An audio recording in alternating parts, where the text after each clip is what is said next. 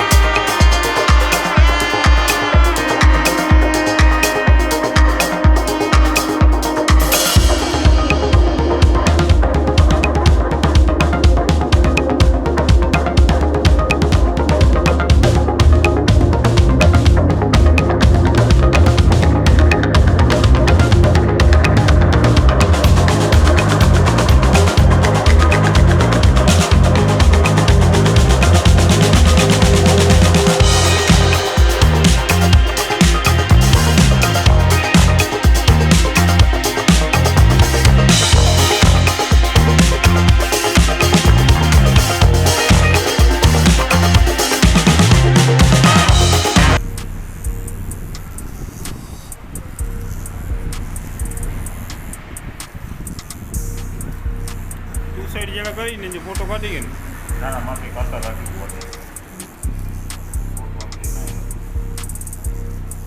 કને આવરો ને તો માથે કાઢતા